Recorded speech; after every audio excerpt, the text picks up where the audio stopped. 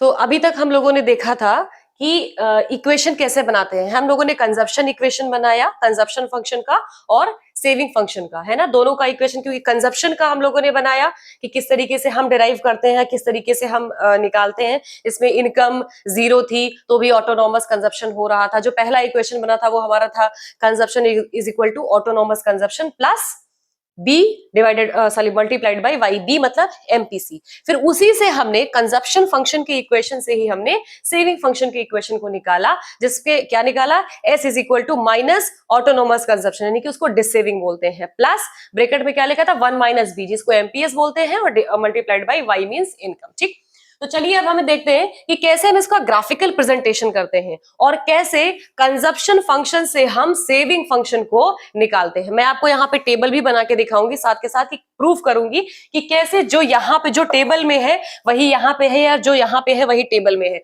और ये जरूरी नहीं है कि कंजप्शन कर्व से ही सेविंग कर्व निकल सकता है, आप सेविंग कर्व से भी कंजप्शन कर्व को निकाल सकते हैं। ठीक, तो फिलहाल हम देखने चल रहे हैं कि how to derive the saving curve from the consumption curve। ठीक, पहला जो हमने कर्व लिया है वो है यहाँ पे ये इनकम यानी कि सॉरी वाई एक्सिस है जिसपे हमने कंजप्शन रखा है, और ये एक्स एक्सिस है जिसपे हमने क्या रखा है, इनकम रखा है। ठीक, और मैंने बताया है कि जो इनकम होता है वो हमेशा किससे शुरू होता है, जीरो से, क्योंकि इनकम जीरो हो सकती है। तो 45 डिग्री का देखिए ये एंगल बना है, सॉरी 45 डिग्री एंगल से ये जो स्ट्रेट लाइन गई है ये है इनकम की। ठीक है, जो कि यहां से शुरू हुई है। ठीक, ये इनकम सॉरी ये इनकम की लाइन है जो यहाँ पे ये वाली लाइन। ठीक, उसके बाद जो मैंने बताया कि जो इनकम होती है वो जीरो भले ही हो जाए, लेकिन कंजप्शन कभी जीरो नहीं हो सकता है। तो आप देखिए कंजप्शन यहां से नहीं शुरू हुआ, यहां से स्टार्ट हुआ, यानी कि वाई एक्सिस पे थोड़ा सा जीरो से थोड़ा सा ऊपर से स्टार्ट हुआ है।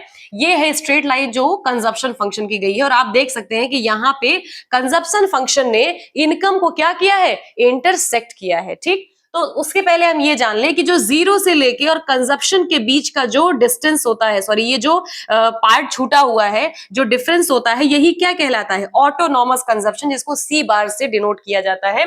अब इसको ग्राफ पे अगर सॉरी टेबल पे देखें तो ये इनकम हो गया, ये कंजप्शन हो गया, ये सेविंग्स हम आपको बताएंगे इसमें। ठीक, तो इनकम मान लीजिए जीरो है, ठीक है, इनकम तो जीरो है, लेकिन कंजप्शन फिर भी क्या है, 40। तो यही पार्ट क्या हो जाता है, यही पार्ट जो है ये सी ऑटोनॉमस कंजप्शन यानी कि सी बार हो जाता है, जो देखिए ग्राफ पे भी दिख रहा है। ठीक, और ये जो पॉइंट है जहां पे इंटरसेक्ट कर रहा है, यानी कि कंजप्शन फंक्शन किसको सॉरी कंजप्शन जो स्ट्रेट लाइन कंजप्शन की है वो इंटरसेक्ट कर रही है, कट कर रही है किसको, वाई जो स्ट्रेट लाइन है, यानी कि इनकम की जो स्ट्रेट लाइन है। तो कैसे ये जो पॉइंट है ये ग्राफ इस पे कैसे आएगा, इनकम जीरो थी तो 40, 100 हुई तो 80 किया, और 200 हुई तो 200 किया, और फिर 300 हुई तो 280 कर दिया। ठीक है, देखिए यहां पे आप देखिए जितना इनकम है उतनी ही क्या है कंजप्शन, जीरो था तो 40, इनकम थोड़ी बढ़ी तो कंजप्शन भी थोड़ा सा बढ़ा। लेकिन फिर यहाँ पे एक पॉइंट ऐसा आया जहां पे इनकम 200 हो गई तो कंजप्शन भी क्या हो गया, 200, मींस जितना कमा रहे हैं उतना कंज्यूम कर ले रहे हैं। तो यही है जो इंटरसेक्टिंग पॉइंट है, इसको बोलते हैं ब्रेक इवन पॉइंट, बीईपी, या फिर सी इज इक्वल टू मतलब y is equal to C, या c is equal to y, या फिर बोलेंगे एपीसी इज इक्वल टू 1। तीनों का मतलब एक ही होता है। अगर एपीसी इज इक्वल टू 1 लिखा है, या consumption is equal to y यानी कि consumption is equal to income लिखा है, या बीईपी यानी कि ब्रेक इवन पॉइंट लिखा है, तीनों का मतलब सेम है कि जहां पे कंजप्शन ने इंटरसेक्ट किया है इनकम को, मींस जितना कंजप्शन जितना इनकम हो रही है उतना ही कंज्यूम भी हो जा रहा है। जब ये पॉइंट आ जाता है उसी को बोलते हैं ब्रेक इवन पॉइंट, जो कि ग्राफ में देखिए ये दिख रहा है। तो ये हमारा रहा कंजप्शन कर्व। ठीक है, इसको ऑटोनॉमस कंजप्शन कहते हैं, जो जीरो इनकम और कंजप्शन के बीच का जो डिफरेंस होता है वो ऑटोनॉमस, जिसको सी बार से डिनोट किया जाता है। अब इसी से हमें निकालना है सेविंग कर्व, यानी कि कंजप्शन कर्व से हमें किसको निकालना है, सेविंग कर्व को निकालना है। कैसे हम सेविंग कर्व निकालेंगे, ये है वाई एक्सिस और ये है एक्स एक्सिस, और हमें नेगेटिव में भी जाना है क्योंकि सेविंग्स नेगेटिव से ही शुरू होती है, मतलब डिस सेविंग से। जैसे हमने टेबल में देखते हैं हम ना, यहाँ पे सेविंग्स क्या थी, -40, इनकम जीरो, कंजप्शन 40 और सेविंग्स -40, -40 मतलब डिस सेविंग हो रही है, तभी एक कंजप्शन हो पा रहा है क्योंकि इनकम तो जीरो है। उसके बाद यहाँ पे -20 यानी कि 100 की इनकम है, 80 कंज्यूम कर लिया तो 20, तब भी हमें 100 की इनकम है और 80 हम कंज्यूम कर रहे हैं, फिर भी हमें क्या निकालना है, हम डिस सेविंग कर रहे हैं क्योंकि हमारा खर्चा पूरा नहीं हो रहा है, फिर भी हमने डिस सेविंग करी। उसके बाद फिर आप देखिए यहाँ पे 202, जब इनकम इक्वल हो गई किसके, कंजप्शन के, तो सेविंग्स क्या हो गई, जीरो हो गई।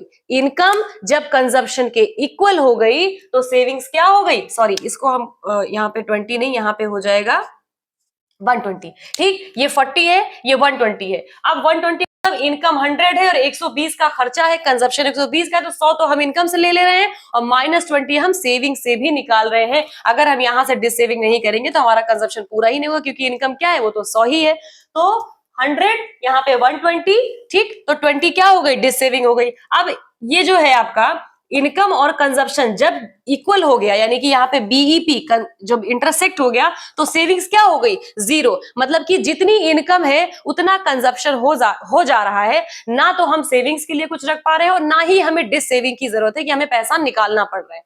तो इनकम और कंजप्शन जब सेम हो जाते हैं, इक्वल हो जाते हैं, तो सेविंग क्या हो जाती है, जीरो। अब आप देखिए यहाँ पे जो इंटरसेक्टिंग पॉइंट है, जहां पे इनकम और कंजप्शन एक हो गए हैं, इक्वल हो गए हैं, ब्रेक इवन पॉइंट हो गया है, वही पॉइंट आप देखिए यहाँ पे क्या है, सेविंग जीरो है ना। और ये वाला पार्ट जो है, ये किसका पार्ट है, डिस सेविंग का पार्ट है। आप देखिए -40 -20 ये क्या है, ये डिस सेविंग का पार्ट है। और जब जो डिस सेविंग का पार्ट होता है, मतलब कि जीरो से लेके और माइनस में जो भी डिफरेंस आता है, यहाँ पे देखिए जीरो है, ये है माइनस में, सेविंग क्या हो, डिस सेविंग हो रही है, तो इसी को क्या बोलते हैं, delta sorry minus autonomous consumption, यानी कि -C बार, इसको डिस सेविंग कहा जाता है। यानी कि सेविंग्स क्या है, नेगेटिव में है। गलती से भी आप ये मत कहिएगा कि कंजप्शन जीरो हो गया है, नहीं, ऑटोनॉमस कंजप्शन का मतलब कंजप्शन हमेशा पॉजिटिव में है। अगर C बार के आगे माइनस लगा है, इट मींस बात किसकी हो रही है, नेगेटिव सेविंग्स की बात हो रही है, यानी कि